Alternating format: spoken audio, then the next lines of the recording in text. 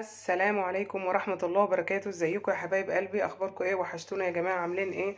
ان شاء الله النهاردة هنعمل فيجيتار صحي 100% اللي بيعمل رجيم.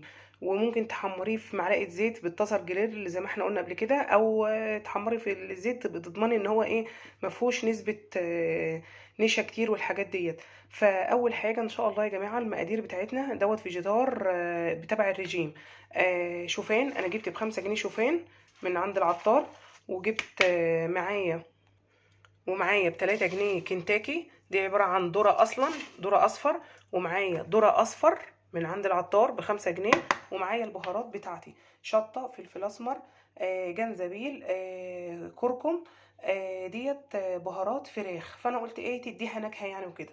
هروح مقلبة كل دول يا جماعة على بعضهم، وهروح مقلباهم كلهم على بعضهم يا جماعة عشان يدونا فيجيتار صحي مفيد. صلوا على النبي كده وحطوا لايكات يا جماعة، حطوا لايكات وصلوا على النبي. اول حاجة هحط الشوفان زي ما هو كده، واحط الدقيق الذرة، واحط عليه الكنتاكي، واحط البهارات بتاعتي كلها. كل الكلام ده كله بتكاليف بسيطة، ولا ان انا اشتري كيس فيجيتار صغير جدا ب5 جنيه وما بيعملش يعني ورك بالعافية، بيحمر ورك او جناح بالعافية بتاع فرخ. فشوفوا عمل لي مقادير قد ايه، كتير جدا. عاوزه زودي بقى ايه، دقيق ذره افضل، ما تحط دقيق ذره عليه، دقيق ذره صحي ومفيد، او دقيق الحبه الكامله اللي هو الايه الدقيق الاسمر لو انت عاوزه. افضل اقلب كده. ب10 جنيه عمل لي كميه، ب12 جنيه يا ربي مش ب10 جنيه، عمل لي كميه كبيره جدا اهي من الفيجيتار. عمل لي كميه كبيره يعني داخله على الايه، على الكيلو الا ربع، كميه كبيره من الفيجيتار الصحي. برضك هعمل لكم دلوقتي، برضك خليكم معانا. هنعمل فيجيتار اللي هو العادي البيتي العادي دوت للصحي للناس اللي عامله رجيم، وهوريكم اللي هو العادي برضك باقل التكاليف برضك.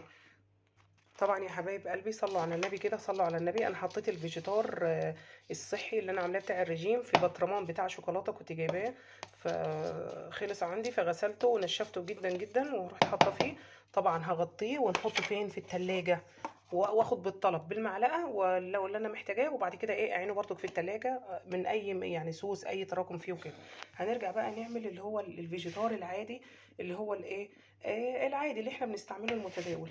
عندي المقادير: عندي ب3 جنيه نشا، ب2 جنيه دقيق ذرة أصفر برضك، عندي بجنيه كنتاكي وشوية ملح، وعندي هنا ب2 جنيه دقيق زيرو أو ب3، بس أنا جبت ب2 جنيه من عند العطار بتاعنا وكده.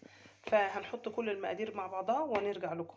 نرجع أحط بقى الكنتاكي عليه والملح والدقيق الذرة، وارجع احط عليه النشا واقلب بقى. انتظروني ارجع لكم ما يتقلب.